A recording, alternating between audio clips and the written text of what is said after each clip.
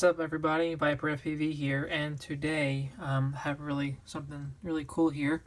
This is the Armattan Rooster, and the VTX that it comes with. Unless you like deep dip switches, then we're going to be upgrading this sucker with a Unify, 800 milliwatts opposed to 200. Plus, you get smart audio. So, little tip here. See how I inverted the VTX wire here, SMA. Little trick is you, see if I can get the zoom in a little bit.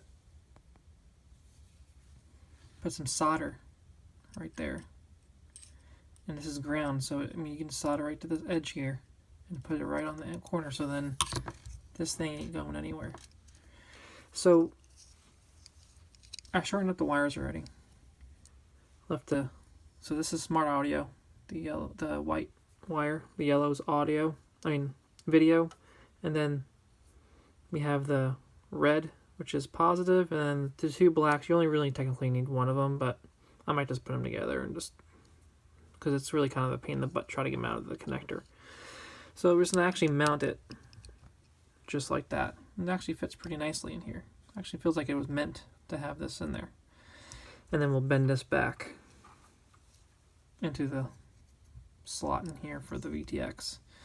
And pretty much we're going to be connecting it to, if you removed it, you've seen which ones you removed it from.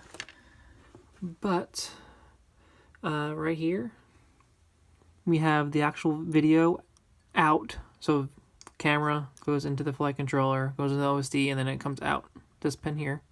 And then we have positive, then negative. And then we're going to use a UART for smart audio, which we'll probably use, we need a transmit pin. And that transmit pin, let's see here. Well, it doesn't look like we do have a transmit pin to use, so we'll probably just hook it up to the LED and let's remap it in CLI. So I guess I'll be doing a video on remapping, or I'll just link you guys the video on my other one where I actually remapped it from on the Alpha, the Lumineer Alpha. It's the same exact procedure.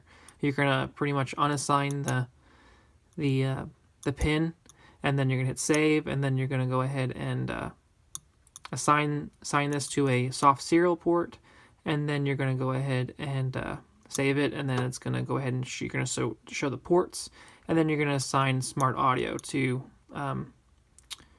soft serial 1, and then all should work. So stay tuned really quick. I'm gonna go ahead and solder this up, and you'll see what the final result looks like.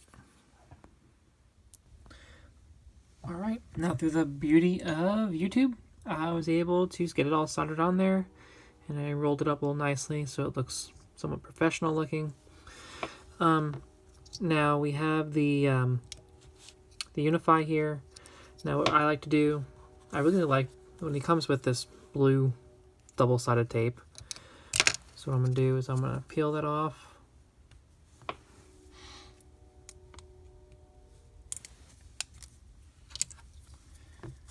Stick it right on there.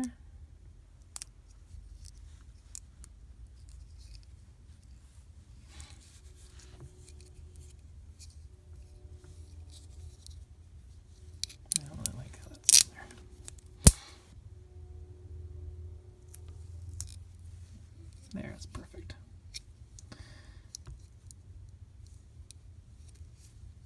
Alright. And then I'm going to do is I'm going to take this, peel it off.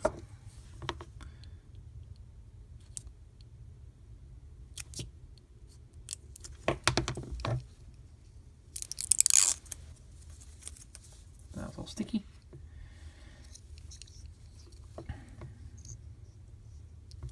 Plug her in first.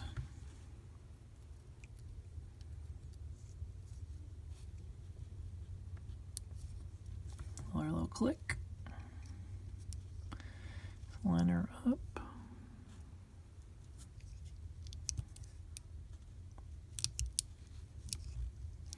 And we'll probably secure it with a piece of like a zip tie once I get this routed, I'll zip tie it, so then there's some extra little protection holding this on there.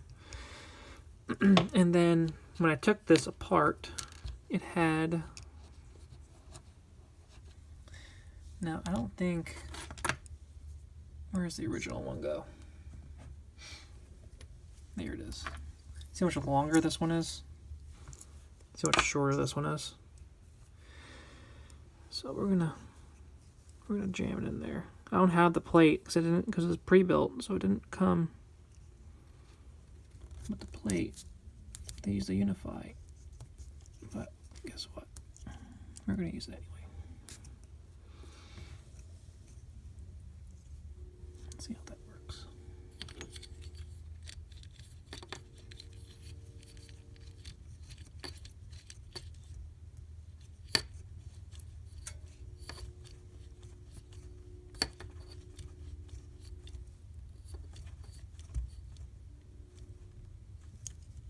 It fits in there even really nice, even without the little screw holes to hold it in.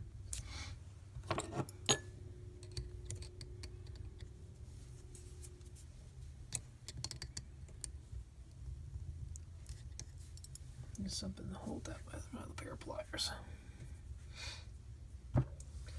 Man, this workbench is getting worse and worse. It's like you start off with a clean bench, and then it is inevitable, man. It's gonna get into a big giant mess. You can be working on the smallest thing.